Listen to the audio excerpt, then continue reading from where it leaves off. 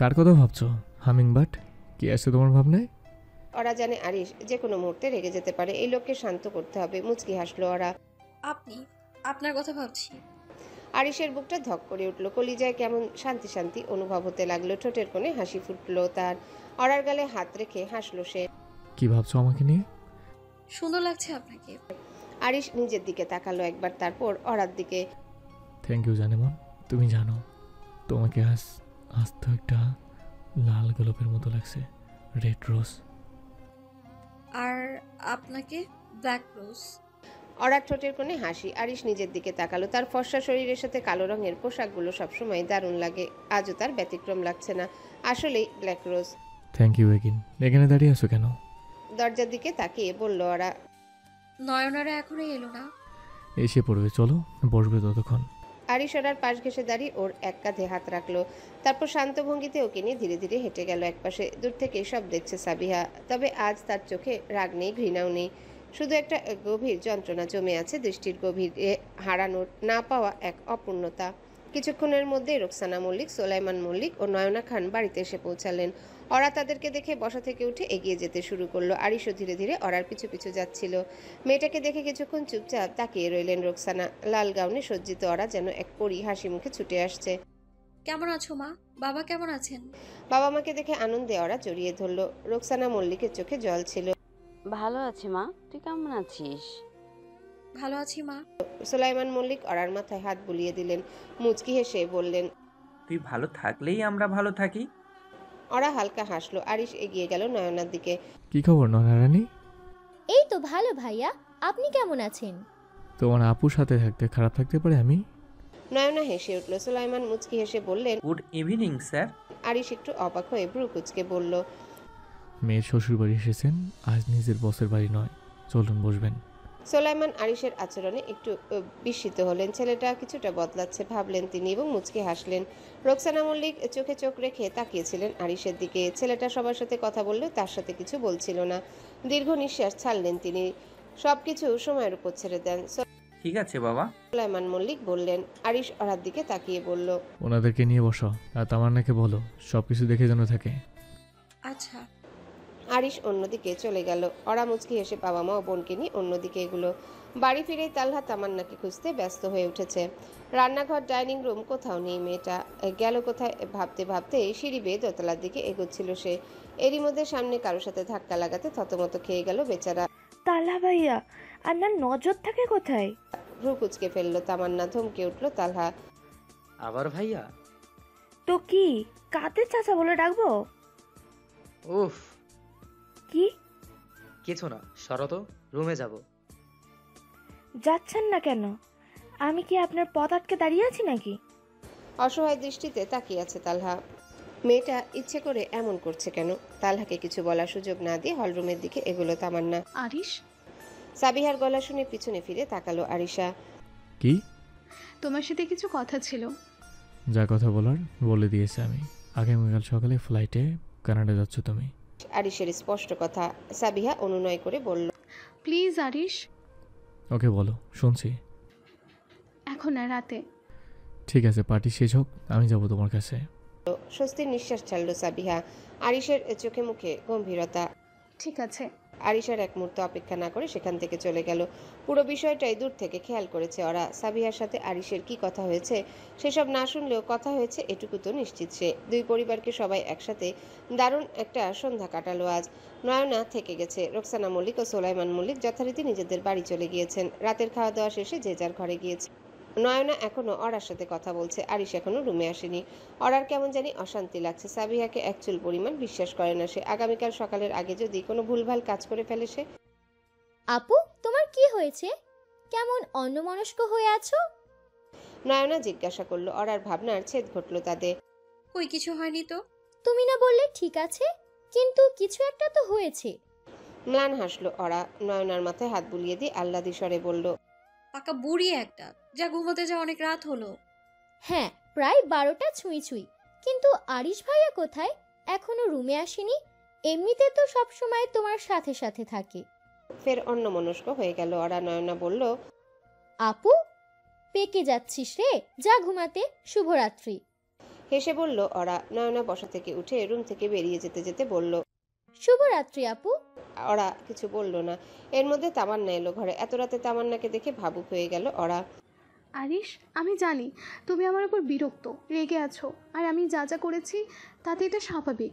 সাবিহা অনুতপ্ত হয়ে বলল। আরিশ বিরক্ত হচ্ছে। এইসব বলার জন্য কথা বলতে বলেছিলে? আমি সরি আরিশ, আমি সব কিছু জেলেসি থেকে করে ফেলেছি। জেলাসি? কিসের? মাথা নিচু করে ফেললো সাবিহা। আমি তোমাকে ভালোবাসি আরিশ, এর জন্য ওরাকে তোমার সাথে সহ্য করতে পারি না।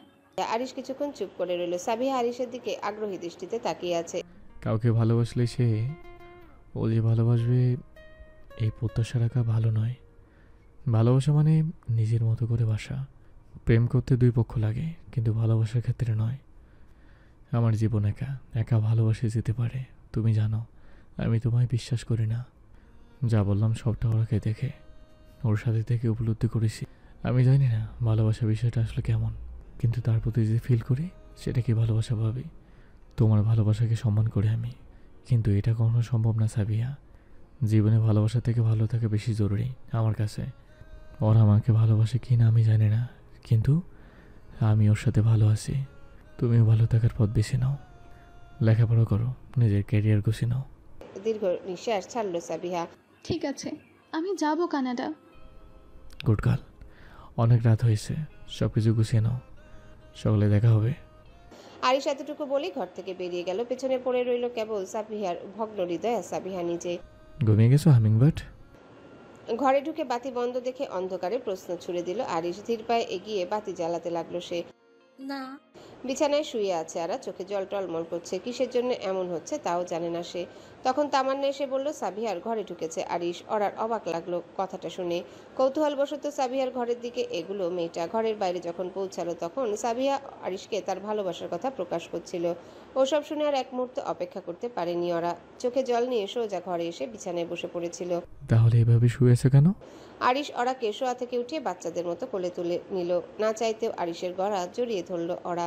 আরিশ বরাবরের মতো বিনা অনুমতিতে তার ঠোঁটে রাজত্ব করতে লাগলো। ওরা চুপ করে রইল পুরোটা সময়। কি হয়েছে তোমার? শুধালো আরিশ। সবসময় ওরা রেসপন্স না করলেও একটা ছটফটানি থাকে ওর মধ্যে, কিন্তু আজ একেবারে শান্ত হয়ে গেছে সে। বিষয়টা অদ্ভুত লেগেছে আরিশের। কিছু না। কি হয়েছে তোমার সেটা তো বলতে বলেছি, বলো। কিছুটা ধমকে উঠল আরিশ। আর পাঁচটা স্বামীর মতো রয়ে শয়ে জিজ্ঞাসা করা তার স্বভাবের বাইরে। কিন্তু আরিশের ধমকের পরই ঘটল এক ঘটনা। ফুপিয়ে কেঁদে উঠল ওরা। চমকালো আরিশ। বিছানায় বসিয়ে দিল তাকে। দুই গালে হাত রেখে শান্ত স্বরে শুধালো। কান্না করছো কেন? শরীর খারাপ? কিন্তু আমি তো কিছু করিনি। তাহলে? আপনি খারাপ, খুব খারাপ মানুষ আপনি। আমি আপনার সাথে থাকবো না। আরিশের বুকে লাগলো কথাগুলো। চোখে জল চলে এলো। ওরা তার সাথে থাকবে না ভাবতেই সব কিছু যেন অন্ধকার হয়ে আসতে লাগলো। মুহূর্তে চোখ মুখ বদলে গেল তার। ওরাকে পেছনে ফিরিয়ে শুয়ে দুই হাত পিঠে শক্ত করে চেপে ধরল সে। ব্যথা কষ্টে কান্নার বেগ বৃদ্ধি পেতে থাকলো ওরার। কি বললে তুমি হামিংবার্ড? আমার সাথে থাকবে না? কানের পাশে মুখ নিয়ে ফিসফিস করে জিজ্ঞাসা করলো আরিশ। ওরার ভীষণ কষ্ট হচ্ছে। যতটা কষ্ট হাতে পাচ্ছে তার চেয়ে বেশি কষ্ট হচ্ছে মনে। কেন হচ্ছে তা জানে না সে। সাবিহার সাথে আরিশকে এক ঘরে, সাবিহার ভালোবাসার কথা শুনে কেন এমন এলোমেলো লাগছে তা বুঝতে পারছে না ওরা। আপনি সাবিহাপুর রুমে কেন গিয়েছিলেন? ওনার ভালোবাসার কথা শুনতে? যদি তাই হবে তবে আমায় জোর করে আটকে রেখেছেন কেন? রাগ ক্ষোভ সবকিছু মিলেমিশে একাকার হয়ে গেছে অরার কণ্ঠে। আরিশ ভ্রু উঁচিয়ে মুচকি হাসলো। ধীরে ধীরে অরার হাত হালকা করে দিল। অরার এমন আচরণের কারণে এতক্ষণ বুঝতে পেরেছে ওরা। সে ওরাকে ধীরে ধীরে নিজের কাছে টেনে নিয়ে বুকের উপর শোয়ালো। মাথার তালুতে কিছুটা অবধি চুমু খেলো। ওরা তার দিকে তাকিয়ে ফুপাচ্ছে। সাবিয়া কথা বলবে বলেছিল, কি বলবে সেতটুকু বলতে গিয়েছিলাম শুধু। তুমি তো জানো সকালে চলে যাবে ও। তাহলে আপনাকে ভালোবাসি বলবে? তুমি নিজেও বলবে না, আর কেউ বললেও সেটা সহ্য করতে পারবে না। কিন্তু কেন বলো তো? চোখে চোখ রেখে জিজ্ঞাসা করলো আরিশ। ওরা ছলছল নয়নে তাকিয়ে আছে কেবল। সত্যিই তো, এরকম কথাবার্তা কেন বলছে সে? সাবিহা আরিশকে ভালোবাসার কথা বলতেই পারে, কেউ কাউকে ভালোবাসতেই পারে, তাতে ওরার কি? সে তো আরিশকে ভালোবাসে না। তবে চোখে চোখ রেখে জিজ্ঞেস করলো আরিশ। ওরা ছলছল নয়নে তাকিয়ে আছে কেবল। সত্যিই তো, এরকম কথাবার্তা কেন বলছে সে? থতমত খেয়ে গেল বেচারি। তার মনের মধ্যে যে কি অশান্তি লাগছে সেটা তো আরিশকে বোঝাতে পারছে না। কিছু না, ঘুমোবো আমি, ছাড়ুন। ওরা ধীরে ধীরে আরিশের বুক থেকে সরে এসে পাশের বালিশে মাথা রাখলো। সে মুখ ঘুরিয়ে আরিশের বিপরীত দিকে শুয়ে পড়ল। আরিশ একটু দেরি করলো না, পেছন থেকে ওর কোমর আলতো করে হাত রাখলো। তারপর একটানে তাকে নিজের দিকে টেনে নিল। এক নিমিষে ওরা আবার আরিশের উষ্ণ বুকের সাথে মিশে গেল। জানেনি চেয়েও যেন না চাওয়ার মতোই কাছে আসা যায়। বুকের স্পর্শে তার অভিমানগুলো ধীরে ধীরে গলে যেতে লাগলো। প্রতিদিন তো এভাবে বুকের ভেতরে ঘুমাও, আজ আবার ছাড়তে বলছো কেন? ভাবখানা এমন তুমি বললে যেন কথা শুনবো আমি। কথাগুলো শুনে শুকনো ঢোক গিলল ওরা। কিছুদিন ধরে লোকটা একেবারে ভদ্রলোক হয়ে গেছে, জোরাজোরি করতে আসে না। কিন্তু এখন যদি কিছু করে, এই লোকটাকে একটুও বিশ্বাস নেই। কখন কি করে বসে বলা যায় না। ওরা দোটানায় পড়ে গেছে। মনটাও আগের মতনই মনে হচ্ছে, কেমন একটা উড়ু উড়ু ভাব। কেন এমন হচ্ছে? আপনি হ্যাঁ আমি। আপনি দূরে সরুন, আজকে আমি নিজে নিজে ঘুমোবো, বুকের ভেতর জড়িয়ে না। কথা শেষ হতে না হতে আরিশ ওরাকে জাপটে ধরে বিছানায় চেপে ধরলো। ওরা কিছুটা ধাক্কা দিয়ে সরে যাওয়ার চেষ্টা করলো। পুরোটা দৃশ্য যেন কোনো এক বুনো হুলো বেড়ালের সঙ্গে কসরত। কিন্তু ওই যে যতই চেষ্টা করুক না কেন, আরিশের বাঁধন ভাঙা গেল না, বরং প্রতিটা ছটফটানিতে যেন আরও বেশি করে জড়িয়ে গেল সে। একরকম হার মেনে নিঃশ্বাস ফেললো ওরা। Stately hummingbird. আরিশ একটু থামলো, জিহবা দিয়ে নিজের ঠোঁট ভিজিয়ে নিয়ে আবারও বলতে লাগলো, যতদিন আমি বেঁচে আছি আমার বুকে মাথা রেখে ঘুমাতে হবে তোমাকে। সেটা তুমি চাও আর না চাও তাতে কোনো তফাৎ হয় না, কারণ আমার ভালোবাসার শর্ত মানে না ওরা।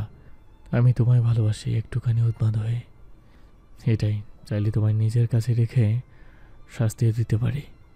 ওরা একদম বোঝে না এই ছেলেটা কি বলছে। চোখ বড় বড় করে তাকিয়ে থাকে। তার এমন ভ্যাবাচাকা মুখ দেখে আরিশ শেষে আলতো করে তার নাকটা টিপে দেয়, যেন চোখ দিয়ে বলে, বোকার মতো তাকিয়ে আছো কেন? শেষের বাক্যটা মনে হচ্ছে তোমার মাথার উপর দিয়ে গেল, তাই না?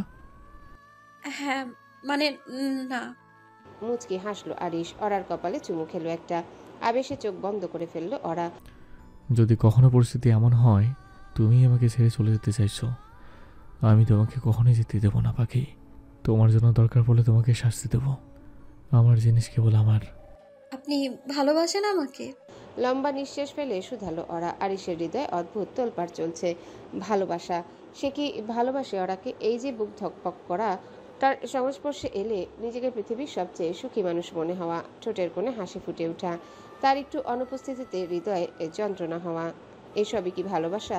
নিজের সাথে বাকবিতণ্ডায় জড়িয়ে গেল আরিশ। তাকে তো ওরার প্রশ্নের উত্তর দিতে হবে। ওরা আগ্রহী হয়ে তাকিয়ে আছে, আরিশের উত্তর শুনতে হবে তাকে। আরিশ যদি এই ভয়ঙ্কর কথাটা বলে সে তাকে সত্যিই ভালোবাসে, তখন ওরা কি করবে? এই মানুষটা ভালোবাসার পথে হাঁটলে তাকে কিভাবে বলবে? ওরা এখনো সংশয়ে আছে। সে জানে না আরিশের সাথে সত্যিই থাকতে পারবে কিনা। মাঝে মধ্যে মনে হয় জেলখানায় আর থাকা সম্ভব না, কিন্তু পরক্ষণে আরিশের পাগলামি কি আর যন্ত্রণা দেওয়া ছোঁয়াগুলো ওরাকে তার প্রতি দুর্বল করে তোলে। ভালোবাসা কি জানি না হামিংবার্ড, আমি শুধু জানি তোমাকে চাই, আজীবন চাই। আমার জীবনের প্রতিটি সেকেন্ডে প্রতিটি মিনিটের সাথে কাটাতে চাই আমি তোমার সাথে। অতটুকু একটা মেয়ে কি এমন করলো বলো তো? আমি তো এমন করছিলাম না পাখি। আমি এতটুকু একটা মেয়ে? আরিশের সব কথা রেখে নিজের প্রতি অপমানজনক কথাটাই ভালো মতো কানে ঢুকলো তার।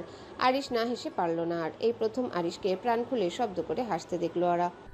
নিজের দিকে তাকাও, তারপর একবার আমার দিকে তাকাও। ওরা অবাক হয়ে তাকালো। নিজের দিকে চোখ গেল, তারপর ধীরে ধীরে আরিশের দিকে। কিন্তু ওমা, আরিশ তো তার উপর এভাবে চেপে আছে যে সে তো ওকে ঠিকমতো দেখতেই পাচ্ছে না। একটা দীর্ঘ নিঃশ্বাস ফেলে মনে মনে ভাবলো, আর একটু লম্বা হলে, আর একটু মোটা হলে আজই এর অপমানের উপযুক্ত জবাব দিয়ে দিতাম। থাকে সব, ঘুমোতে হবে, সকালে এয়ারপোর্টে যেতে হবে আবার। সকাল সকাল ফ্লাইট ছাইবার। আপনি যাবেন? যাব না। ওরা সরাসরি কিছু বলতে পারলো না, চুপ করে রইল। আরিশ তাকে নিয়ে সোজা হয়ে শুয়ে বলল, জানো ওরা, মাঝে মধ্যে ভাবি তুমি যদি আমাকে আমার মতো করে ভালোবাসতে, পরক্ষণে মনে হতো তাহলে আমি খুশিতে মরে যেতাম। এসব বলতে নেই। ও ভালো কথা, ডাক্তারের কাছে গিয়েছিলাম আজ, বললেন আমি মোটামুটি সুস্থ হয়ে গেছি, ঠিকঠাক মতো চলে পুরোপুরি সুস্থ হয়ে যাব। আমি কি সত্যি অসুস্থ? ওরা কি বলবে বুঝতে পারছে না। যদি বলে সে অসুস্থ এবং তারপর যদি আরিশ রেগে যায় তখন? আপনি ঠিক আছেন, এত ভাববেন না, ঘুমান। মৃদু হাসলো আরিশ। ওরার ঠোঁটে ঠোঁট ছুঁয়ে দিল। কয়েক মিনিট ওভাবেই চলল সব। তারপর দুহাতে আগলে ধরল ওরাকে। গ্রীষ্মের শহরের দুপুরে রোদের তাপে রাস্তা পুড়ে যাচ্ছে, গাড়ির হর্ন, ক্লান্ত মানুষ আর দূরে শুয়ে থাকা রিকশাওয়ালা, সবাই যেন অস্থির নীরবতায় তীব্র গরমে ডুবে আছে আকাশ রুক্ষ, আর শহর ঘাম ও ধুলোর মধ্যে বেঁচে থাকে। মেয়ের দেশ ছাড়ার পর থেকে তাসলিমা খুব ভেঙে পড়েছেন। ছোট থেকে কখনো কাজ ছাড়া করেনি সাবিহাকে, অথচ আজ এত দূরে গেল মেয়েটা, তাও একা। এসব ভেবে ভেবে ভদ্রমহিলার শরীরটাও একটু খারাপ হয়ে গেছে, ঠিকমতো খাওয়া দাওয়া করেন না। তালহা অবশ্য মায়ের সাথে কথা বলে তার মন ভালো করার চেষ্টা করে, তবে একজনের শূন্যতা কখনো আরেকজনকে দিয়ে পূর্ণ হয় না। একজন মায়ের কাছে তার প্রতিটা সন্তান আলাদা আলাদা জায়গায় অবস্থান করে। কাকি, আনমনে বসেছিলেন তাসলিমা। তামান্নার ডাকে নড়ে চড়ে উঠলেন। দুপুরের সময়, এখন সবাই খেয়ে নিলেও তিনি কিচ্ছু খাননি, সেজন্য বেডরুমে খাবার নিয়ে এসেছে তামান্না। কি হয়েছে? তামান্না খাবার হাতে ঘরে প্রবেশ করলো। খাটের একপাশে দাঁড়িয়ে খাবারগুলো একে একে বিছানার উপর রাখতে লাগলো সে। খেয়ে নিন। আপনি এভাবে না খেয়ে অসুস্থ হয়ে পড়লে তালা ভাই, সাবিয়া আপু সবাই কষ্ট পাবেন। এত দরদ দেখাতে হবে না, নিজের কাজে যাও তুমি। অন্য সময় হলে তামান্না কিছু একটা বলতো নিশ্চিত, কিন্তু এখন বলার পরিস্থিতি নেই। তাসলিমা যেমনই হোক, এখন তাদের মন খারাপ, আর খারাপ সময় কারোর সাথে এমনভাবে কথা বলা উচিত না যাতে করে সে আরো কষ্ট পায়। খাবার রেখে গেলাম। তামান্না ধীর পায়ে ঘর থেকে বেরিয়ে গেল। তাসলিমা খাতুন দরজার দিকে তাকিয়ে রইলেন। তালহার সাথে কথা বলতে হবে, দিন দিন এই কাজের মেয়েটার সাথে ঘনিষ্ঠতা বাড়ছে তার। এসব ভাবতে ভাবতে খাবার খেতে শুরু করলেন তিনি। সন্ধ্যাবেলা রহমান চৌধুরী বাড়ির ড্রয়িং রুমে দুটি সোফায় বসে আছেন দুই ভাই, ফারুক চৌধুরী ও রহমান চৌধুরী। রুমের জানালা দিয়ে শীতল সন্ধ্যার আলো প্রবাহিত হচ্ছে, আর বাইরে কিছুটা অন্ধকার পড়তে শুরু করেছে। ঘরের কোণে একটা টেবিল, যেখানে কিছু বই রাখা, আর রান্নাঘর থেকে চায়ের হালকা গন্ধ ভেসে আসছে। কোনোভাবে যদি একবার মেয়েটা বাড়ির বাইরে বের হতো, তবেই খেলা জমে যেত ভাই। ফারুক চৌধুরী কিছুক্ষণ আক্ষেপ নিয়ে বললেন কথাটা। রহমান চৌধুরী ভাইয়ের কাঁধে হাত রাখলেন। শান্ত হও, কতক্ষণ বাড়ির বাইরে না বেরিয়ে পারবে? এক সময় না এক সময় আরিশের স্ত্রীকে বাড়ির বাইরে বের হতেই হবে, আর সেই সুযোগটাকেই কাজে লাগাবো আমরা। লোকজন গুম করে দেওয়া আমাদের বাঁ হাতের খেল ফারুক। আর একবার বিবি গায়েব হয়ে গেলে মিয়া সাহেব এমনি শেষ হয়ে যাবে। বড় ভাইয়ের কথায় বেশ আনন্দিত হলেন ফারুক। এরই মধ্যে চা নিয়ে সেখানে উপস্থিত হলেন আয়েশা চৌধুরী, রহমান চৌধুরীর স্ত্রী তিনি। দুই ভাইয়ের অনেক প্ল্যান প্রোগ্রাম হলো, এখন চা খেয়ে নাও, সাথে পকোড়া। ভাবির কথায় মুচকি হাসলো ফারুক। রহমান বললেন, ঠিক আছে, ভেতরে যাও এখন। আয়েশা কেবল মাথা নেড়ে রান্নাঘরের দিকে পা বাড়ালেন। এই বাড়িতে মেয়েদের কোনো কদর নেই, তারা যেন সবসময় পর্দার আড়ালে, অনিশ্চিত এক জীবনে বন্দী। রান্নাবান্না করা, সন্তানদের যত্ন নেওয়া, এটাই তাদের একমাত্র দায়িত্ব। আর সেই কাজগুলো করতে করতে জীবন চলে যায়। স্বামীর কাছে কোনো রকম সম্মান বা ভালোবাসা তাদের ভাগ্যে নেই, যেন তারা শুধুই দাসী, যাদের কাজ শুধু আদেশ পালন করা আর কিছু নয়। অফিস থেকে ফিরেই তামান্নাকে খুঁজছে তালহা। প্রথমে রান্নাঘর, তারপর আশেপাশে উকি দিয়ে যখন পেল না, তখন তামান্নার ঘরের দিকে এগুলো। ধীর পায়ে এগিয়ে গেল তার রুমে। দরজা খোলাই ছিল, কিন্তু রুমেও দেখা যাচ্ছে না মেয়েটাকে। আশেপাশে তাকাতে তাকাতে ওয়াশরুমের দরজা খোলার শব্দ শুনতে পেল তালহা। ঘরে এসে তালহাকে দেখে বেশ অবাকই হলো তামান্না। আপনি? হ্যাঁ, এদিকে এসো। কেন?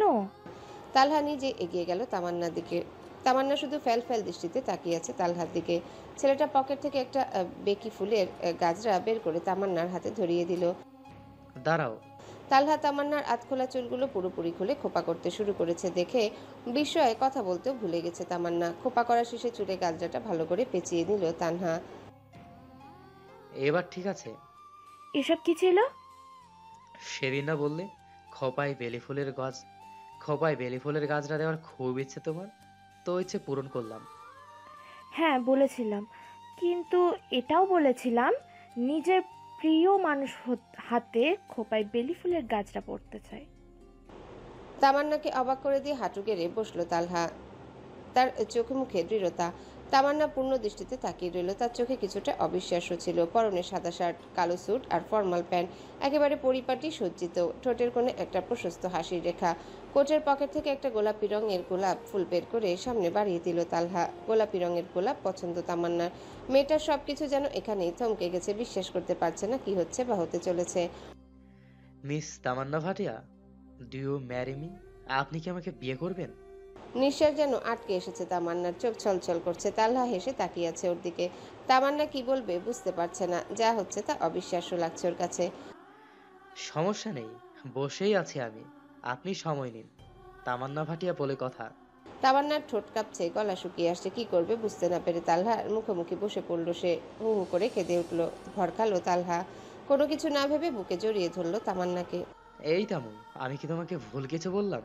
বিশ্বাস করো, তোমাকে কষ্ট দেওয়ার মতো কিছু করতে চাইনি আমি।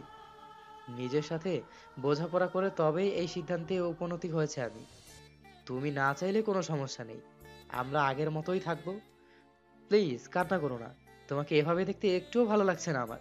তামান্না তালহাকে ছাড়িয়ে বসা থেকে উঠে দাঁড়িয়ে ওড়না দিয়ে চোখ মুখ মুছল। তালহা কিছু বুঝতে পারছে না, এখনো ওভাবেই বসে আছে। আবার প্রপোজ করুন তাল্লা ভাই। মুচকি হেসে বলল তামান্না। তালহা জোরে হেসে উঠল। Do you marry me my queen? Tamanna তালহার হাত থেকে গোলাপটা নিল।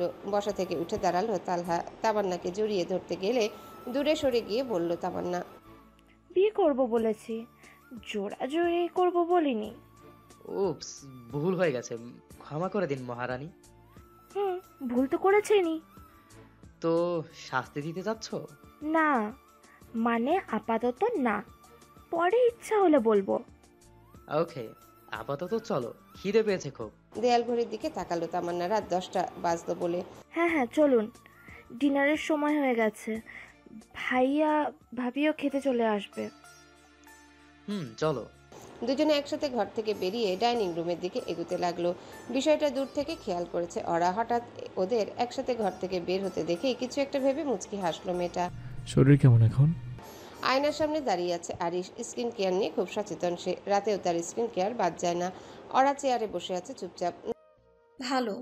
ভার্সিটি কবে যাবে? নড়ে চড়ে উঠলো ওরা। আপনি যেদিন সময় পাবেন। বেশ, কাল চলো তাহলে, সব ফর্মালিটি কমপ্লিট করে আসবো।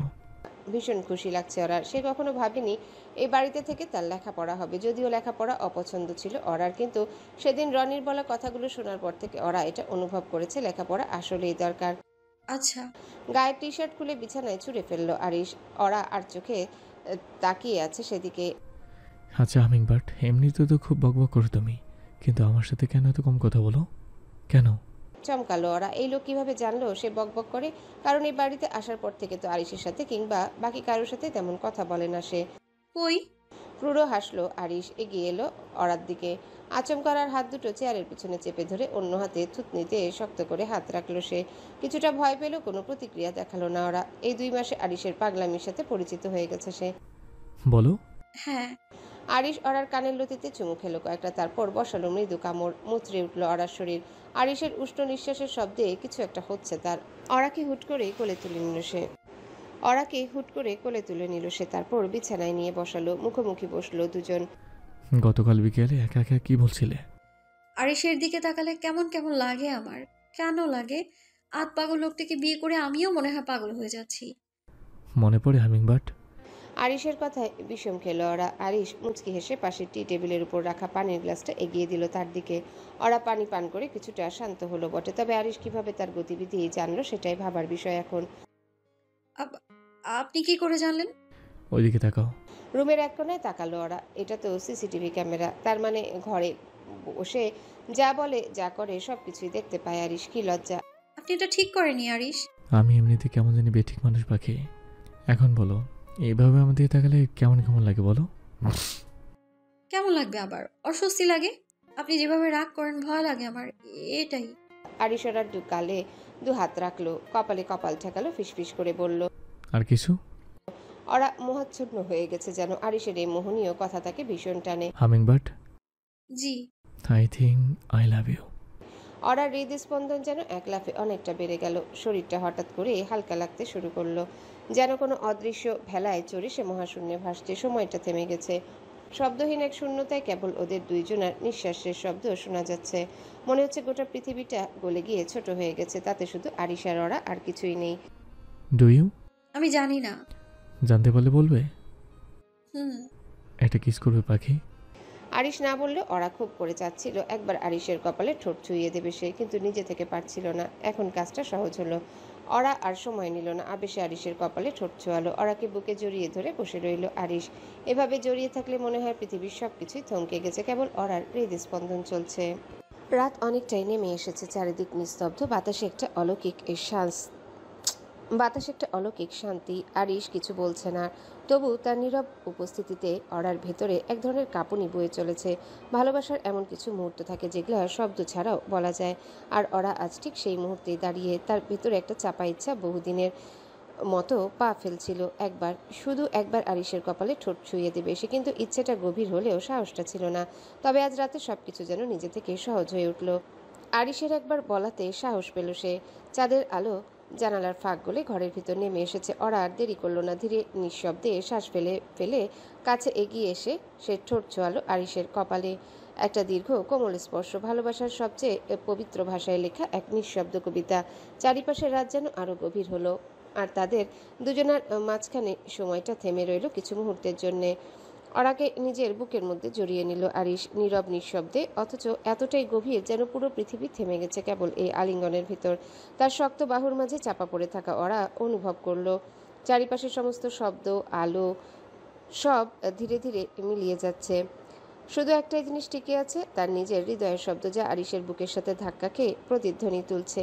আরিশ কিছুই বলল না। সে চাইলে আরেকটু আঁকড়ে ধরতে পারত, কিছু বলেও দিতে পারত, কিন্তু তার চেয়েও অনেক বেশি সত্য ছিল এই নীরবতা, এই নিশ্চিন্ত আশ্রয়।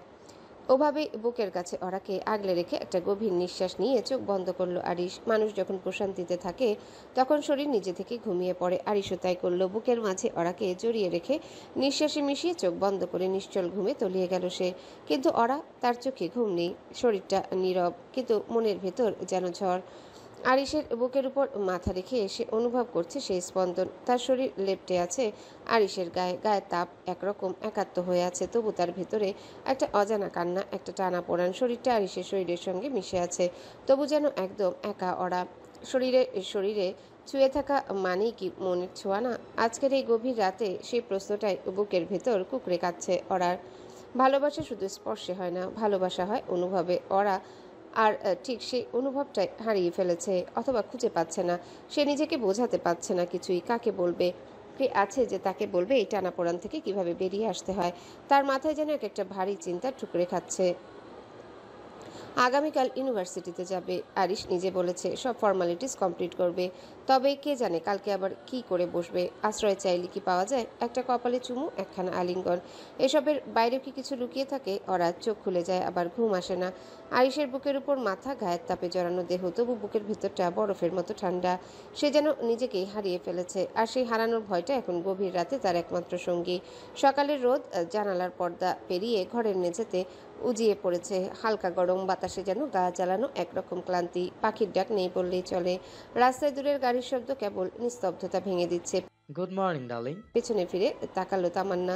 তালহা দাঁড়িয়ে রান্নাঘরে। তামান্না সকালে নাস্তা তৈরি করছে, ডিম সিদ্ধ করে খোসা ছাড়াচ্ছে। এত ইংরেজি বুঝি না আমি।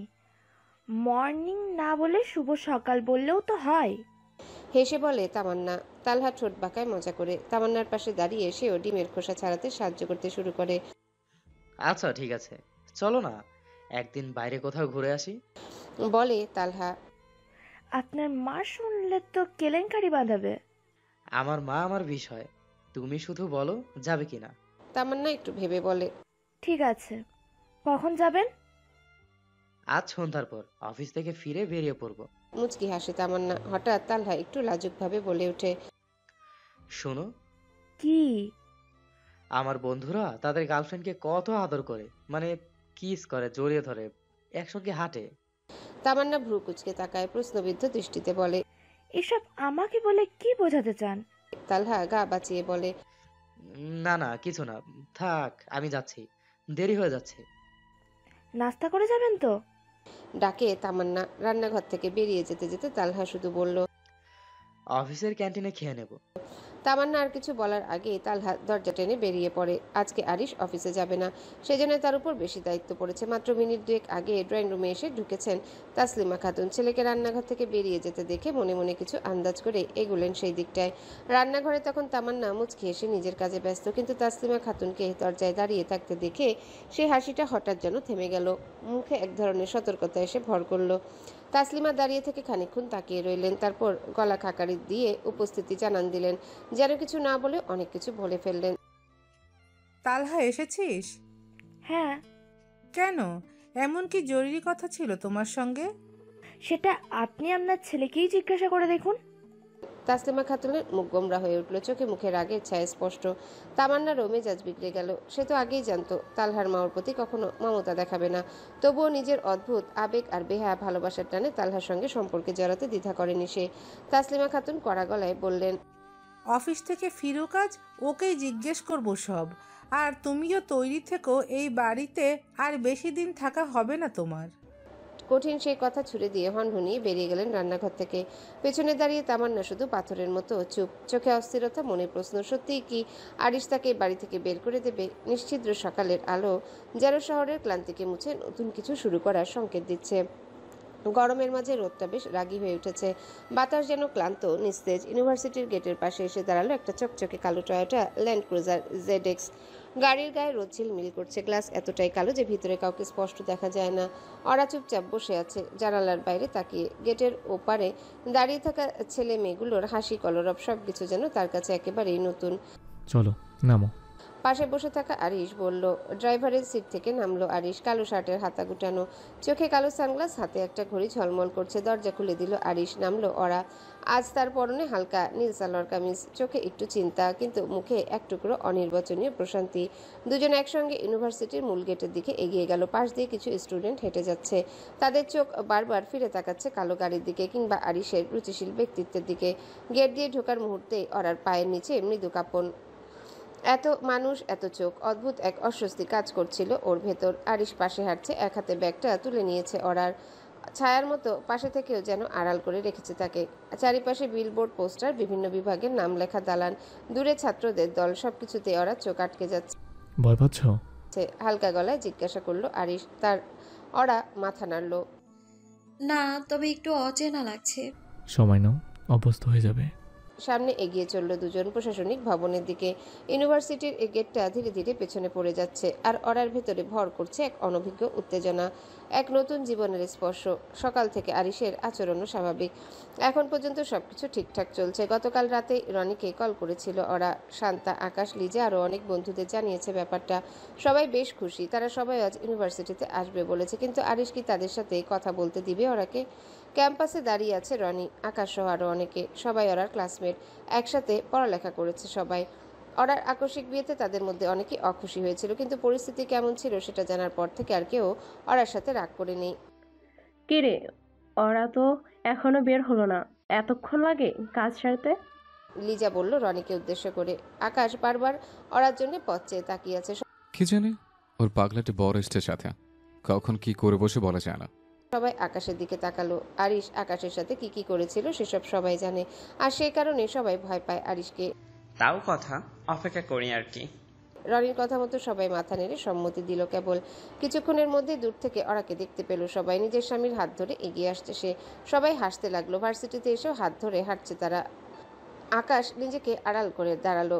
আরিশ দেখলে যদি আবারও গুলি মারে, তার চেয়ে মুখোমুখি হওয়ার দরকার নেই। পাশাপাশি হাঁটছে তেজরিন খান, আরিশ ও অরা মেহেরিন খান। সামনেই ওরার বন্ধুরা দাঁড়িয়ে আছে, ওরার নজর সেদিকেই। বন্ধুদের সামনে কিভাবে যাবে সে? তাছাড়া আরিশ কি অনুমতি দেবে? কিন্তু এতগুলো মাস পর বন্ধুদের সাথে দেখা হলো, কথা না বলে কিভাবে পারবে সে? নিজেকে ধাতস্থ করে নিয়ে কিছুটা নিচু স্বরে বলল ওরা, একটা কথা বলবো? এটা কেন পাখি? হাজারটা বলো, লক্ষ্য করে বলো, কি হয়েছে? ফ্যালফ্যাল দৃষ্টিতে তাকিয়ে রইল ওরা। আরিশকে ভীষণ কিউট লাগছে ওর। ওই যে রিলসে দেখা যায় না, পুকি হাসবেন না জানি কি, ওরকম পুকি আরিশ। মনে মনে এসব ভেবে ফিক করে হাসলো ওরা।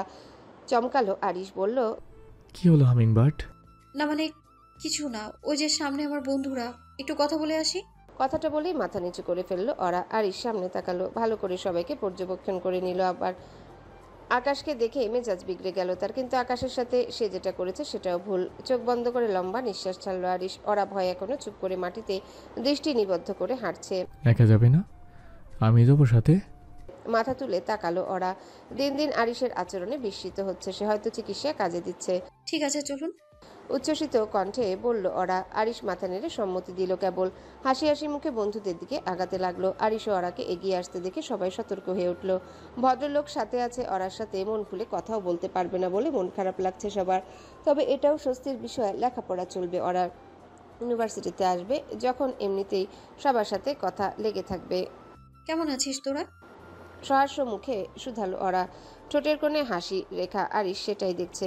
বন্ধুদের সাথে কথা বলতে এসে ওরা কতটা আনন্দিত হয়েছে, কিন্তু আরিশের সাথে কথা বলতে গেলে তো কখনো এমন খুশি হয় না সে। আমরা সবাই ভালো আছি। লিজা জবাব দিল। আরিশকে ইশারায় দেখাতে লাগলো রনি। ওরা বুঝতে পারলো তাকে কি করতে হবে। মুচকি হেসে আরিশের দিকে তাকালো সে। আরিশ ওরার হাসি মুখখানা দেখে অবাক হলো বটে, কারণ আরিশের দিকে তাকিয়ে হেসেছে সে। আচ্ছা আলাপ করবি চল। উনি তোদের দুলা ভাই, অর্থাৎ আমার হাজবেন্ড তেজরিন খান আরিশ।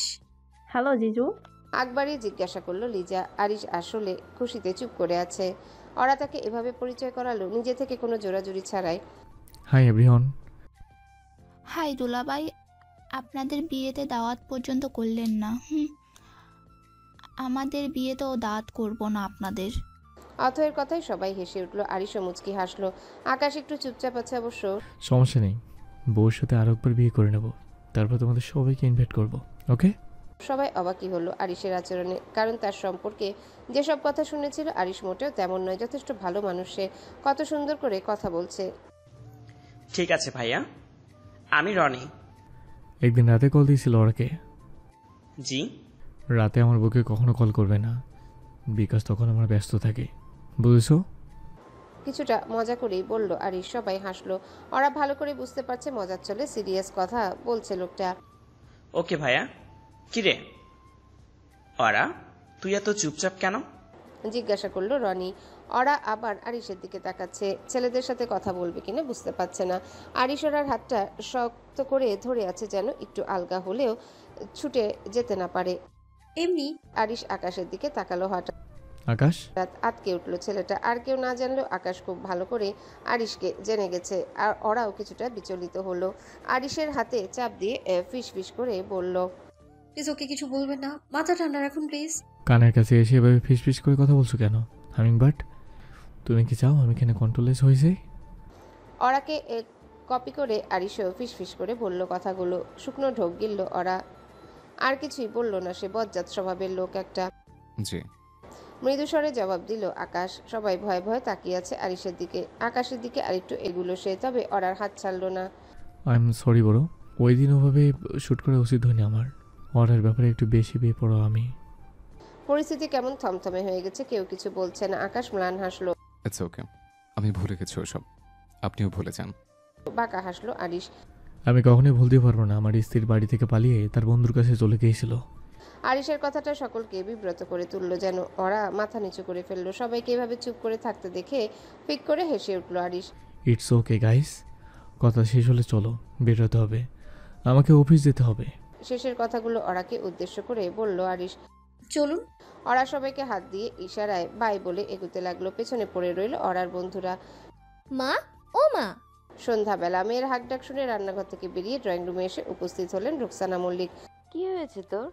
এমন ষাঁড়ের মতো চিল্লাচিল্লি করছিস কেন? আমি ষাঁড়? কিসের জন্য ডেকেছিস সেটা বল মা। রাতের রান্নাবান্না সব বাকি তো। আমার গণিত সাজেশন বইটা খুঁজে পাচ্ছি না মা।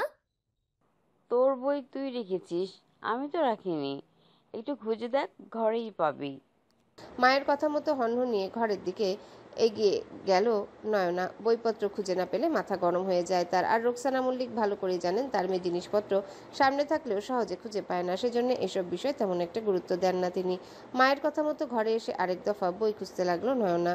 বালিশের নিচে পেয়েও গেল বই, কিন্তু কথা হলো ওখানে রাখলো কে? বই নিয়ে আবারও মায়ের কাছে যেতে লাগলো সে। সোজা রান্নাঘরে এসে বলল, বই পেয়েছি, কিন্তু বইটা বালিশের নিচে গেল কিভাবে? রুকসানা তরকারি কষাচ্ছেন, খুন্তি নাড়াতে নাড়াতে বললেন, যেমন বাবা তার তেমন মেয়ে। নিজে এখানে সেখানে জিনিসপত্র রাখবে, খুঁজে পাবে না, আর পেলেও বলবে ওখানে গেল কিভাবে। আমি আছি তো ঘরে, তোমাদের জিনিসপত্র সব আমি এখানে সেখানে রাখি। এক নিঃশ্বাসে কথাগুলো বলে থামলেন রুকসানা। নয়না কিছু বলল না। মায়ের সাথে কথা বলা যাবে না এখন, আবহাওয়া গরম। এখন নিঃশব্দে রান্নাঘর থেকে বেরিয়ে গেল সে। ড্রেসিং টেবিলের সামনে চেয়ারে বসে আছে ওরা। চুলগুলো বেশ এলোমেলো লাগছে, সেজন্য আশ্রয় নিচ্ছে। এখনো বাসায় ফেরেনি আরিশ। দুপুরে ওরাকে বাসায় পৌঁছে দেওয়ার পরপরই অফিসে চলে গিয়েছিল সে। দুপুরের খাবার পর্যন্ত খায়নি। আজকে আরিশ শান্ত থাকলেও তার আচরণ ছিল অদ্ভুত রহস্যময়। বিশেষ করে আকাশকে বলা কথাগুলো ওরা ভয় পাচ্ছে। আরিশকে নয়, নিজের আবেগকে। অদ্ভুতভাবে আরিশের প্রতি আকর্ষিত হচ্ছে সে। এমন জটিলতা তো চায়নি ওরা। বিষাক্ততা, অধিকারবোধ, হিংস্রতা, মায়া সবকিছু নিয়েই তেজরিন খান আরিশের ভালোবাসা। ওরা কিভাবে এই ভালোবাসা সহ্য করবে? দীর্ঘ নিঃশ্বাস ছাড়ল ওরা। খুব সম্ভবত মানুষ তখনই সবচেয়ে বেশি অসহায় বোধ করে যখন নিজের সাথে নিজের যুদ্ধ হয়। ওরাও ভীষণ অসহায় বোধ করছে। দরজা খোলার শব্দে নড়ে চড়ে উঠল ওরা। এমনিতে ভেজানো ছিল দরজা। আরিশ ফিরেছে। আয়নায় দেখতে পাচ্ছে ওরা কালো রঙের শার্ট পরিহিত এক সুদর্শন পুরুষ তার দিকে তাকিয়ে আছে। চোখে তার অজানা ভাষা, কেমন ঘোর লাগা দৃষ্টিতে তাকিয়ে আছে সে। ওরাকেই দেখছে।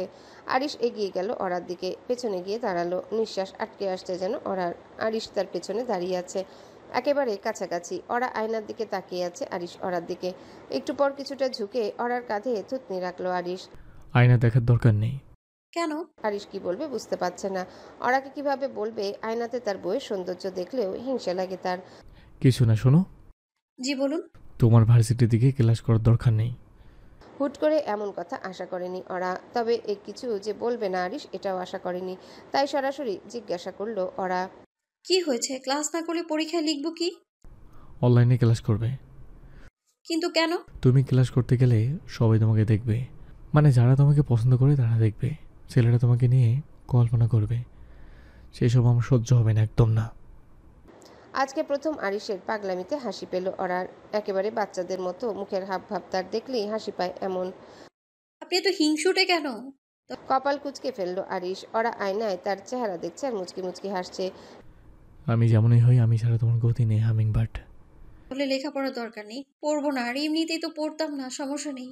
স্বাভাবিকভাবেই বলল ওরা। আরিশ খেপে গেল তাতে। দিল কাঁধে এক কামড় বসিয়ে। মাঝে মধ্যে আরিশকে ওরা মনে মনে অনেক কিছু বলে গালি দেয়, আর দিবে না কেন? কামড়ের ফলে রক্ত বের করে দেওয়া কি কোনো মানুষের কাজ? তাহলে প্রতিদিন আমি তোমাকে ইউনিভার্সিটিতে পৌঁছতে আসবো। আপনার লেট হবে না? সবার আগে তুমি, তারপর সব। আরিশের এমন সরাসরি কথায় কিছুটা লজ্জা পেল ওরা। মাথা নেড়ে সম্মতি দিল কেবল। আচ্ছা। আরিশ সোজা হয়ে দাঁড়িয়ে পোশাক খুলতে লাগলো। ওরা আয়নায় আর চোখে তাকিয়ে দেখছে। আয়নার দিকে না তাকিয়ে সরাসরি আমার দিকে তাকাচ্ছ না কেন হামিং বার্ড? থতমত খেলো ওরা। চুরি করতে গিয়ে ধরা পড়ে যাওয়ার মতো করে আমতা আমতা করে বলল, আমি আমি তো আয়না দেখছিলাম। আরিশের মেজাজ বিগড়ে গেল এবার। মিথ্যা কেন বললো? হামিংবার্ড খালি গায়ে এগিয়ে গেল ওরার দিকে। হুট করে ওরা দুই হাত পেছনে নিয়ে এসে চেপে ধরে জিজ্ঞাসা করলো, আমাকে কেন দেখছো না? আপনাকে দেখিনি সেটাও তো বলিনি আমি। আয়নার মধ্যেই তো আপনি ছিলেন। ও তাই তো। জি যান, ফ্রেশ হয়ে আসুন, আমি বিছানা গোছগাছ করছি। আরিশ ওরাকে ছাড়লো না। ঘাড়ে নাক ডুবিয়ে নিঃশ্বাস নিতে লাগলো। আজকে আদর করি পাখি। নেশা ভরা কণ্ঠে শুধালো আরিশ। ওরার সমস্ত শরীরে যেন বিদ্যুৎ বয়ে গেল। তবে সে এখনো দ্বিধায় আছে। অনুমতি চাইছেন? হ্যাঁ। আমি এসবের জন্য প্রস্তুত নই এখন। আমার মতামত এটা, বাকিটা আপনার ইচ্ছা। চোখ বন্ধ করে লম্বা নিঃশ্বাস ছাড়লো আরিশ। তারপর সোজা ওয়াশরুমের দিকে এগুলো। মন ও শরীর দুই উত্তপ্ত এখন। লম্বা শাওয়ার দরকার তার। ওরা চুপচাপ বসে রইল। কি হচ্ছে, কি করা উচিত সে বুঝতে পারছে না। টরেন্টো, কানাডা, 15/5/25 দুপুর 2টা। টরেন্টোর আকাশটা আজ একটু বেশি নীল লাগছে সাবিহার চোখে, যদিও তার ভেতরটা ঠিক ততটাই ধূসর। জানালার পাশে দাঁড়িয়ে সে দৃষ্টির আড়ালে হারিয়ে যাচ্ছে যেন। চারিদিকে এত কিছু, নতুন নতুন শহর, নতুন ভাষা, নতুন নিয়ম, অথচ তার ভিতরটা আটকে আছে কোথাও, খুব চেনা কোনো জায়গায়। এখানে আসাটা তার স্বপ্ন ছিল না। বাংলাদেশে গ্র্যাজুয়েশন শেষ করে সে তো ভেবেছিল হয়তো একটা চাকরি করবে, আরিশের সাথে সংসার করবে। কিন্তু আরিশ এক প্রকার জোর করে পাঠিয়ে দিল কানাডা। নিজের ইচ্ছের বিরুদ্ধে ঠেলে দেওয়া এই জীবনকে সে সহজে আপন করতে পারছে না। নতুন শুরু ঠিকই, কিন্তু সব শুরু আনন্দের হয় না। কিছু কিছু শুরু হয় নিঃশব্দ অভিমানে, কিছুটা অভিমান নিজেকেও নিয়ে। আজ ক্যাম্পাসে যাওয়ার প্রথম দিন। আয়নার সামনে দাঁড়িয়ে সাবিহা নিজের চোখের দিকে তাকায়। গ্রামে বেড়ে ওঠা মেয়েটি আজ দেশ ছেড়ে এত দূর চলে এসেছে। আরিশকে ভালোবাসার শাস্তি পেয়েছে নাকি পুরস্কার, এখনও ঠিক বুঝে উঠতে পারে না সে। হঠাৎ হোয়াটসঅ্যাপে কলের শব্দে চমকে ওঠে সাবিহা। ফোনের স্ক্রিনে তাকিয়ে দেখে অপরিচিত একটা নাম্বার। কে হতে পারে? মনে মনে ভাবতে ভাবতে কলটা কেটে যায়। এক মুহূর্তে দ্বিধা শেষে নিজেই কল ব্যাক করে সাবিহা। Hi beauty queen. চমকালো সাবিহা। মেহেরাব কল করেছে, কিন্তু কেন? আপনি আপনি আমার নাম্বার পেলেন কোথায়? সুন্দরীদের নম্বর জোগাড় করে নিতেই হয়। ও আচ্ছা। তারপর তোমার সব কিছু কেমন চলছে? ভালোই। আপনি এখন কল দিলেন মানে বাংলাদেশে তো রাত 12টা বেজেছে মেবি। হ্যাঁ, ঘুম আসছে না, তো ভাবলাম একবার কথা বলি। বুঝলাম। আমাকে একটু বেরোতে হবে, অন্য কোনো সময় কথা হবে। Okay bye. বাই। দীর্ঘ নিঃশ্বাস ফেলে ফোনটা বালিশের পাশে রেখে দিল মেহেরাব। মানুষ কখনকার প্রেমে পড়ে তা কেউ আগে থেকে জানে না। মেহেরাবও জানতো না কখন যে সাবিহার প্রেমে পড়ে গেছে, বুঝতেও পারেনি। এমন এক মেয়েকে তার ভালো লেগেছে এই ভাবনাতে বিরক্ত হতো সে। নিজেকে কতবার কড়া শাসন করেছে, কিন্তু মন তো কারো শাসন মানে না। মেহেরাবের মনও মানেনি। শেষমেশ সাবিহার প্রেমে পড়েই গেল। রাত গভীর, চোখ বন্ধ করে শুয়ে আছে মেহেরাব, কিন্তু মাথায় ঘুরছে শুধুই সাবিহার কথা। তার পরিবার বলতে মা, বাবা, আরেক বোন। যদিও বোনের বিয়ে হয়ে গেছে, এখন তাকে শ্বশুরবাড়িতে বহু চেষ্টা করেও ছেলের বিয়ে দিতে পারেননি মা বাবা। একসময় হালই ছেড়ে দিয়েছেন তারা। মেহেরাবের মা ছেলে অন্তপ্রাণ। মেহেরাব ছাড়া তার একদিনও চলে না। শুধু মায়ের জন্যে বিদেশে ভালো চাকরির সুযোগ পেয়েও বহুবার হাতছাড়া করেছে সে। মেহেরাব ভাবছিল যদি কানাডা চলে যেত কেমন হতো জীবনটা, কিন্তু মাকে কি আদৌ বোঝানো যাবে? ভাবনার অতলে ডুবে ডুবে একসময় ঘুমিয়ে পড়ল মেহেরাব। ভার্সিটির প্রথম দিন আজ। আয়নার সামনে দাঁড়িয়ে চোখে কাজল দিচ্ছে ওরা। ঘরে নিঃশব্দ একটা উত্তেজনা। চেয়ারে বসে আরিশ একদৃষ্টে তাকিয়ে আছে তার দিকে, চুপচাপ মনোযোগী। বরাবরের মতোই ভদ্রলোক, কালো রঙের পোশাকে সুসজ্জিত, যেন এক নিখুঁত অভ্যস্ততা। তোমার শ্বাসটা তো নষ্ট হয়ে যাবে। নরম কণ্ঠে বলে উঠল আরিশ। চেয়ার থেকে উঠে ধীরে ধীরে এগিয়ে এলো অরার দিকে। অরা কিছুটা অবাক হয়ে পেছনে ফিরে তাকালো। তার পরনে হালকা মিষ্টি রঙের 3 পিস, ঠোঁটে মেরুন লিপস্টিক, কানে কুন্দনের ছোট দুল, চোখে গাঢ় কাজল। সব মিলিয়ে সে যেন সকালবেলার এক স্নিগ্ধ অনুভূতির মতো। খোলা চুলগুলো এলোমেলো হয়ে আছে কিছুটা, তবে অরা চুলগুলো আঁচড়ে নিতে লাগলো এবার। আরিশ থেমে দাঁড়ালো অরার কাছাকাছি, চোখে একরাশ প্রশ্রয়। কেন? কারণ আজ তোমাকে অসহ্য রকম হট লাগছে। অরার কোমর ধরে তাকে এক ঝটকায় কাছে টেনে নিল আরিশ। প্লিজ এখন না, সাজগোজ নষ্ট হয়ে গেলে বের হব কি করে? হোক না, এমন সেজেগুজে যাচ্ছ কেন? আমি ছাড়া আর কেউ তোমার এই রূপ দেখবে না। আরিশের কণ্ঠে ছিল এক ধরনের দাবি। কই সাজলাম, কেবল লিপস্টিক আর কাজল দিয়েছি। কাজলের দরকার নেই, মুছে ফেলো, রাতে দিও, আমি দেখব। ওরা বিরক্ত হয়ে মুখ ফিরিয়ে নিল। সবসময় এমন হুকুম, এমন দখলদারি ভালো লাগে না তার, কিন্তু কী বা করবে? আরিশের কথা না শুনলে পরে বাড়বে ঝামেলা। একটা তপ্ত নিঃশ্বাস ফেলল ওরা। ঠোঁটের কোণে জমে থাকা অভিমান চেপে রাখার চেষ্টা করলো। ঠিক আছে, নরম কণ্ঠে বলল ওরা। চোখের কাজল মুছে ফেলতে শুরু করলো। সময়ও লাগলো কিছুটা। এই ফাঁকে আরিশ যেন এক একটা দৃশ্য গিলছে চোখে। ওরাকে ভালো করে দেখে নিচ্ছে সে একটানা। আজ রাতে আর তোমার নিস্তার নেই পাখি। চোখ আধবোঝা করে ফিসফিস করে বলল আরিশ। আমি আর নিজেকে সামলাতে পারছি না। লাজুক মুখে মাথা নিচু করে রইল ওরা। 9টা বাজছে। দেয়াল ঘড়ির কাঁটা যেন তাগাদা দিচ্ছে। ভার্সিটিতে যেতে হবে। সেটা রাতে দেখা যাবে, এখন চলুন। ওরা চোখ তুলে বলল, ঠোঁটে অল্প হাসি। আরিশ একটা দীর্ঘ নিঃশ্বাস ফেলল। তুমি বুঝবে না। কি বুঝবো না? চোখের সামনে এমন সুন্দর বউ থাকার পরও আদর করতে পারবো না, সেটা না পারার যন্ত্রণাটা। কেন বুঝবো না? কারণ তুমি পুরুষ নও। ওরা হেসে উঠল, প্রাণ খোলা ঝরঝরে সে হাসিতে যেন সকাল নামে ঘরে। আরিশ একদৃষ্টে তাকিয়ে থাকলো মুগ্ধ হয়ে। বুঝলাম, এখন চলুন, দেরি হয়ে যাচ্ছে। যাওয়ার আগে হঠাৎ করে আরিশ ওরার ঠোঁটে একটা আলতো চুমু এঁকে দিল। তারপর ভালোবাসায় মেশানো এক মৃদু কামড় বসালো। ওরা একটু চমকে উঠল, কিন্তু কিছু বলল না, যেন বাই 1 গেট 1 ফ্রি অফার চলছে। চলো। হাতে হাত ধরে ঘর থেকে বেরোলো দুজন। ড্রয়িং রুমে যেতে তাসলিমা খাতুনের মুখোমুখি হলো তারা। তোমার সাথে কথা ছিল আরিশ, গুরুত্বপূর্ণ। তাসলিমা খাতুন বেশ থমথমে গলায় বললেন কথাগুলো। সন্ধ্যায় কথা হবে, এখন লেট হয়ে যাচ্ছে চাচি। ঠিক আছে। আরিশ আর না দাঁড়িয়ে ওরাকে নিয়ে বাসা থেকে বেরিয়ে গেল। তাসলিমা খাতুন একা একা দাঁড়িয়ে রাগে ফুঁসছেন। কথা বলার সময় নেই, কিন্তু বউকে ইউনিভার্সিটিতে পৌঁছে দেওয়ার মতো ঠিকই সময় আছে। গাড়ি চলছে। ওরা চুপচাপ জানালার কাছে চোখ রাখলো। বাইরের দৃশ্যগুলো একটার পর একটা সরে যাচ্ছে, ঠিক যেন তার ভেতরের অনুভূতির মতোই নীরব অনিঃশেষ। যেতে যেতে কোনো কথা হলো না দুজনার মধ্যে, শুধু নিস্তব্ধতা। মাঝে মাঝে গাড়ির টায়ারের শব্দ। ভার্সিটির গেটের সামনে থামলো গাড়ি। ওরার ঠোঁটের কোণে হাসি ফুটলো। আরিশ এক নজরে তাকালো সেদিকে, তারপর লম্বা নিঃশ্বাস ছাড়লো কয়েকবার। ওরা অন্য কোনো বিষয়ে খুশি হয়ে হাসলেও হিংসা হয় আরিশের। মনে হয় ওরা একমাত্র তার জন্য হাসবে, অন্য কিছুর জন্য নয়। অদ্ভুত ভাবনা। চলো, ক্লাসে পৌঁছে দিয়ে আসবো। দরকার নেই, আপনার লেট হচ্ছে না, আপনি যান, আমি চলে যাব। কারোর সাথে অপ্রয়োজনীয় কথা বলবো না। ভ্রু নাচিয়ে বলল আরিশ। শিওর? হ্যাঁ, শুধু বন্ধুদের সাথে কথা বলবো, তবে সীমিত। Good girl. তাহলে ঠিক আছে, আমার লেট হয়ে যাচ্ছে, মিটিং আছে জরুরি। হাতঘড়ির দিকে এক নজর তাকিয়ে ব্যস্ত সমস্ত ভঙ্গিতে বলল আরিশ। তারপর গাড়ির দরজা খুলে দিল। ওরা গাড়ি থেকে নামতেই যাবে, এমন সময় হাত টেনে ধরল আরিশ। কি? ওরার প্রশ্নের জবাব না দিয়ে তার কপালে চুমু খেলো আরিশ। এখন যাও, সোজা ক্লাসে যাবে। আর হ্যাঁ, ক্লাস শেষ করে কল করবে, ওকে? আচ্ছা, সাবধানে যাবেন। ওকে। গাড়ির দরজা বন্ধ করে দিল আরিশ। ওরা এখনো রাস্তার পাশে দাঁড়িয়ে আছে। এক অদৃশ্য টানে আরিশের গাড়ি দৃষ্টির আড়াল হওয়া পর্যন্ত ওভাবেই দাঁড়িয়ে রইল সে। তারপর স্বস্তির নিঃশ্বাস ছাড়ল। ভার্সিটির গেটের দিকে তাকিয়ে মুচকি হাসলো। এরই মধ্যে আকাশের সাথে দেখা হলো তার। এদিকেই আসছে সে। ওরা দ্বিধায় পড়ে গেল আকাশের সাথে কথা বলবে কিনা ভেবে।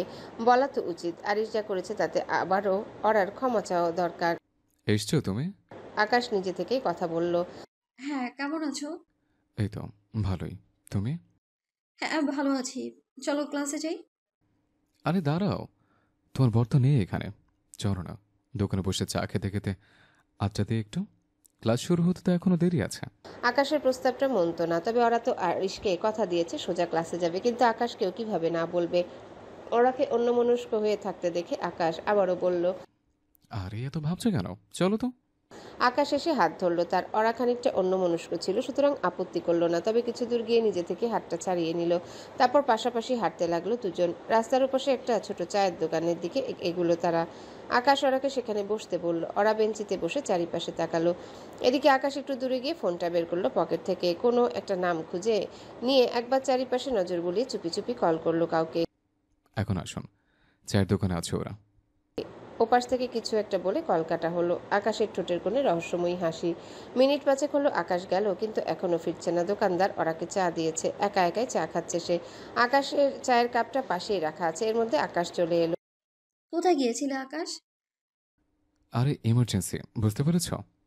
হাতের ইশারায় কিছু একটা বোঝালো আকাশ। ওরা ইতস্ততভাবে মাথা নাড়ল। না, নাও চা খাও, আমার প্রায় শেষ হয়ে এসেছে।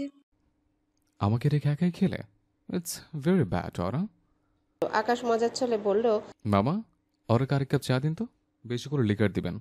শেষের কথাগুলো দোকানদারকে উদ্দেশ্য করে বলল আকাশ। ওরা বিপাকে পড়েছে। চা পছন্দের হলেও এই মুহূর্তে আর খেতে ইচ্ছা করছে না, কিন্তু নাও বলতে পারছে না। কেন যে আগে আগে একা খেতে গেল সেই ভেবেই বিরক্ত লাগছে এখন। কিছুক্ষণের মধ্যে দোকানদার চা দিল। লেট হচ্ছে আকাশ, চা শেষ হলেই চলে যাবো, ওকে? হ্যাঁ হ্যাঁ, পাক্কা। আকাশ এসে চায়ের কাপে চুমুক দিতে দিতে কথা বলছে। ওরাও খুব এনজয় করছে সবকিছু। কতদিন পর এভাবে প্রাণ খুলে বাঁচতে পারছে। আচমকা কারো ডাকে পেছনে ফিরে তাকালো ওরা। আকাশও তাদের দিকে তাকিয়ে আছে। দুজন ভদ্রলোক ফর্মাল পোশাক পরে আছে তারা। ওরা বসা থেকে উঠে দাঁড়ালো। কৌতূহলী হয়ে শুধালো ওরা, আপনারা কারা? আরিশ স্যার অ্যাক্সিডেন্ট করেছে ম্যাম, আমরা ওনার পরিচিত। অজ্ঞান অবস্থায় উনি শুধু বারবার আপনার নাম নিচ্ছেন। প্লিজ আমাদের সাথে চলুন। বুকটা কেমন ধক করে উঠল ওরার। আরিশের অ্যাক্সিডেন্ট হয়েছে। ওরা কিছু বিচার বিবেচনা না করেই বলল, আমি যাব, ওনার কাছে নিয়ে যান আমায়। আকাশ বলল, আমিও যাচ্ছি সাথে, চলো। দুই ভদ্রলোক আকাশ ও ওরাকে গাড়িতে তুলে নিল। গাড়ি চলতে লাগলো তার আপন গতিতে। ওরা সমানে কেঁদে যাচ্ছে, মাথা কাজ করছে না তার। আরিশের যদি কিছু হয় তাহলে। আর কত দূর? কোথায় আছে আরিশ? আকাশ ও দুই ভদ্রলোক একে অপরের দিকে মুখ চাওয়াচাই করলো একবার। তারপর আচমকা একজন ওরার মুখে একটা রুমাল চেপে ধরলো। মুহূর্তে চোখের সামনে সবকিছু অন্ধকার হয়ে আসতে লাগলো তার। জ্ঞান হারালো ওরা। সকাল গড়িয়ে দুপুর হয়ে গেছে। ফরেনারের সঙ্গে মিটিং শেষ করে মাত্রই কেবিনে প্রবেশ করলো আরিশ। চেয়ারে বসে অস্থিরতায় নড়ে উঠে ফোন হাতে নিল না। ওরা এখনো কল করেনি। অদ্ভুত লাগলো আরিশের। প্রথম দিন তো এতটা দীর্ঘ সময় ক্লাস হওয়ার কথা নয়। তৎক্ষণাৎ ওরার নম্বরে ডায়াল করলো সে। বেজে বেজে কল কেটে গেল, কিন্তু অন্য পাশ থেকে রিসিভ হলো না। মেজাজটা খারাপ হয়ে গেল আরিশের। আবারও কল দিল। এবার ফোন বন্ধ বলছে। হঠাৎ মাথায় যেন আগুন জ্বলে উঠল। বসা থেকে উঠে দাঁড়ালো। সবকিছু রেখে ইউনিভার্সিটির দিকে ছুটে গেল সে। দুপুরের তীব্র রোদ মাথার উপর পোহালেও ওরা চেয়ারে বসে রয়েছে, হাত পা বাঁধা, অচেতন নয়, একটু ঝিমিয়ে আছে। ধীরে ধীরে চোখ মেলে চারিপাশে তাকাতে লাগলো। পুরনো ঝকঝকে ছাদের ছায়াযুক্ত একটা বাড়ির উঠানে সে রয়েছে। চারিপাশ ঘিরে বাড়ি, আর মাঝখানে উঠোন। শহরের মধ্যে এমন জায়গা থাকা মুশকিল, অর্থাৎ শহর থেকে অনেক দূরে কোনো এক নিস্তব্ধ স্থানে বন্দী রয়েছে সে। হঠাৎ মনে এলো আরিশের কথা। তার দুর্ঘটনার খবরে ওরার বুক টেনে উঠল। চেঁচিয়ে উঠল সে, কেউ আছেন? কে আছেন? আমাকে এভাবে আটকে রেখেছেন কেন? আরিশ কোথায়? বেশ কয়েকবার চেঁচালো ওরা। তারপর সেই লোক দুজন একটা ঘর থেকে বেরিয়ে এলো। এখানে চেঁচামেচি করে কোনো লাভ নেই মামুনি। তোমার আরিশ তো ঢাকায় আছে, সুস্থ আছে, কিন্তু তুমি সুস্থ থাকবে না। আর কথাটা বলেই দুজনে বিশ্রীভাবে হেসে উঠল। এদের নাম কালু ও কালাম, চৌধুরীদের পোষা গুন্ডা। রহমান চৌধুরী ও ফারুক চৌধুরীর আদেশে ওরাকে এখানে নিয়ে আসা হয়েছে। আকাশের সাহায্যে কাজটা সহজ হয়েছিল। বিনিময়ে ফারুক চৌধুরী আকাশকে অনেক টাকা পয়সা দিয়েছে, যদিও এসব কিছুই জানে না ওরা। কালু ও কালামের কথায় ওরার কাছে এটা স্পষ্ট যে তারা খারাপ মানুষ। তার রাগ হচ্ছে ভীষণ। কেন যে বোকার মতো তাদের সাথে এলো। আকাশ? আকাশ কোথায়? কি করেছিস তোরা ওর সাথে? হাসতে লাগলো ওরা দুজন। ওরা নড়ে চড়ে নিজেকে চেয়ার থেকে ছাড়াতে চাইলো কিছুক্ষণ, কিন্তু কোনো লাভ হলো না। আমরা কিছু করিনি তার সাথে, উল্টো সেই আকাশেই তোকে এখান পর্যন্ত নিয়ে আসতে সাহায্য করেছে বোকামে। বন্ধ নির্বাচনে সচেতন হতে হয়। অবাক হলো ওরা, আকাশ এমন কিছু করতে পারে বিশ্বাস হচ্ছে না ওর। কিন্তু বাস্তবতা তো এটাই যে আকাশের জন্য ক্লাসে না গিয়ে চায়ের দোকানে গিয়েছিল সে। ওরা কাঁদছে। আরিশের কথা শুনলে আজ তাকে এমন বিপদে পড়তে হতো না। আমায় আটকে রেখে কার কি লাভ হবে? প্লিজ আমায় যেতে দাও। কালু এগিয়ে এলো ওরার দিকে। ওরার খোলা চুলে নাক ডুবিয়ে নিঃশ্বাস ছাড়লো সে। ঘৃণায় শরীর ঘিনঘিনিয়ে উঠল ওরার। আমাদের লাভ হলো টাকা, তোকে ঠিকানা লাগাতে হবে আমাদের, মানে কবরে পাঠাবো, তবে উপর থেকে অর্ডার আসার পর। কিন্তু দাড়ি চুলকে হাসতে লাগলো কালাম। কালু ওরার চুলগুলো নেড়ে চেড়ে দিতে দিতে বলল, কিন্তু মরার আগে অনেক আদর পাবি তুই। মাত্র যৌবনে পা রাখলি, একটু এনজয় করেই মরবি না হয়। আমরা দুইজনে তোকে অনেক সুখ দেব, কি বলিস কামাল? তারা দুজন একসাথে হেসে উঠল। ওরার চোখের সামনে সবকিছু ঝাপসা হয়ে আসছে। মাথা ঘুরছে, মনে হচ্ছে জ্ঞান হারাবে সে। চোখ বন্ধ হয়ে আসার আগ পর্যন্ত আরিশের মুখটা মনে পড়তে লাগলো তার। ইউনিভার্সিটির গেটের বাইরে দাঁড়িয়ে আছে গাড়ি। একটু আগে ভার্সিটির মূল ফটকে প্রবেশ করলো আরিশ, কিন্তু সেখানে গিয়ে যা শুনলো তাতে মাথায় রক্ত চড়ে গেছে তার। ওরা আজকে ভার্সিটিতে আসেনি। ভয়ের আগে পাগল পাগল লাগছে তার। হঠাৎ শরীর ঠান্ডা হয়ে আসছে তার। হাত পা কাঁপতে শুরু করেছে। মাথার ভেতর হাজারো প্রশ্ন ঘুরপাক খাচ্ছে, কিন্তু কোনো উত্তর পাচ্ছে না সে। অবিশ্বাস আর উৎকণ্ঠে দ্রুত ভার্সিটির বাইরে বেরিয়ে এলো আরিশ। হাঁটু চাটাচ্ছে, হৃদয় ব্যথায় ভারাক্রান্ত। ফোন তুলে ওরার বাবার বাড়ি ডায়াল করলো। নয়নার ফোন রিসিভ করলো। আরিশের কণ্ঠে আটসাট কাঁপন। হ্যালো, কে? ওরা গেছে তোমাদের কাছে? আপু? কই না তো। ওর না আজ ভার্সিটিতে যাওয়ার কথা ছিল ভাইয়া। গতকাল রাতে এজন্য খুশিতে কল করেছিল, মায়ের সাথে কথাও বলল। আরিশ আর কিছুই শুনতে পারলো না। ওরা ও বাড়িতেও যায়নি, মানে কিছু ঠিক নেই। নিশ্চয়ই কোনো বিপদ হয়েছে মেয়েটার। মনের ভিতরে একটা অজানা আতঙ্ক ছড়িয়ে গেল। চিৎকার করে উঠল আরিশ। আশেপাশের সবাই অবাক হয়ে আরিশকে দেখতে লাগলো। ভাবলো ভদ্রলোক উন্মাদ হয়ে গেছে। পরপর 3বার কোথায় কোথায় যেন কল করলো আরিশ। কথা হলো তাদের সাথে। তারপর আশেপাশের সবগুলো দোকানে অরার ছবি দেখাতে লাগলো। চায়ের দোকানে অরার ছবি দেখাতেই চিনতে পারলো দোকানদার। আরিশ উত্তেজিত হয়ে ভদ্রলোকের কলার চেপে ধরে রাগে চিবিয়ে চিবিয়ে বলতে লাগলো, কখন এসেছিল ওরা? ওরা কার সাথে? একা? একটা ছেলের সাথে এসেছিল সকালে, আকাশ না আয়ুষ তার নাম। দুইজনে চা খেলো, তারপর একটা বড় গাড়িতে চড়ে বসলো। এর চেয়ে বেশি কিছু আমি জানি না। দোকানদার ভয় ভয়ে বলল কথাগুলো। আরিশের চোখে যেন কোনো মৃত্যুপুরীর ছায়া নেমে এসেছে। যে কেউ দেখলে ভয় পাবে। এর মধ্যে তালহা এসে উপস্থিত হলো সেখানে। আরিশকে দোকান থেকে বের করে আনলো। ঘন ঘন নিঃশ্বাস ফেলে নিজেকে সামলাতে চেষ্টা করছে আরিশ। ভাইয়া প্লিজ শান্ত হও, ভাবিকে ঠিক পেয়ে যাব। হয়তো বন্ধুর সাথে কোথাও গিয়েছে। না তালহা, আর কখনো এমন কাজ করবে না। আকাশের মধ্যে ঘাপলা আছে। ওকে আগের বাড়ি জানি মেরে ফেলার দরকার ছিল, ভুলে গেছে আমার।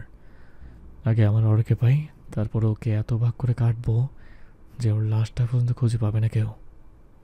আরিশের কথা শেষ হতেই গাড়িতে উঠে বসলো। তালহা কি বলবে বুঝতে পারছে না। আরিশকে এরকম ভয়ঙ্কর রূপে কখনো দেখেনি সে। কথা বলতেও ভয় লাগছে ওর। আজকে নিশ্চিত খুনোখুনি লেগে যাবে, কিন্তু ওরা ভাবি কোথায়? চিন্তায় মাথা ধরে গেছে তালহার। আরিশ গাড়ি চালাচ্ছে। চোখ থেকে নিঃশব্দে জল গড়িয়ে পড়ছে তার। রক্তবর্ণ চোখে যেন জল আগ্নেয়গিরির লাভা। ভাইয়া আমরা কোথায় যাচ্ছি? আকাশের বাড়ি। ও সব কিছু জানে। তালহা চুপ করে রইল। কিছুক্ষণের মধ্যে একটা কল এলো আরিশের ফোনে। অবস্থা বেগতিক দেখে তালহা ড্রাইভ করতে লাগলো।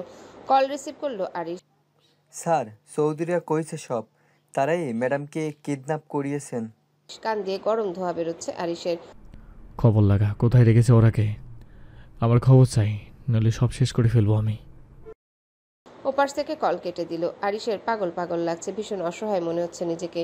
কেন যে সকালবেলা ওরকে ক্লাসে পৌঁছে দিয়ে এলো না, সেই আফসোসে কলিজা পুড়ে যাচ্ছে তার। চৌধুরী ইন্ডাস্ট্রির কথা মনে পড়তে চোয়াল শক্ত হলো আরিশের। হাত মুষ্টিবদ্ধ হলো। ফারুক চৌধুরী ও রহমান চৌধুরী ব্যবসায় না পেরে এরকম কিছু করবে দুঃস্বপ্নেও ভাবেনি আরিশ। এবার আরিশও তাই করবে যা চৌধুরীরা করলো, সম্মানের বিনিময়ে সম্মান।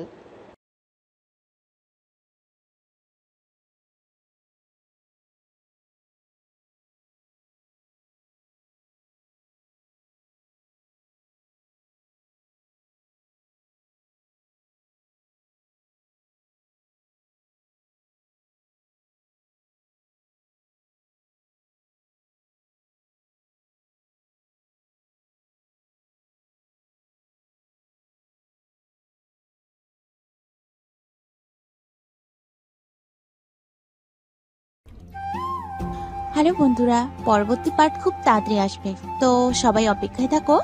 আর চ্যানেলটি যারা এখনো সাবস্ক্রাইব করোনি তারা পরবর্তী পার্ট দেখার জন্য চ্যানেলটি সাবস্ক্রাইব করে রেখো। ধন্যবাদ সবাইকে, আমাদের সাথেই থেকো।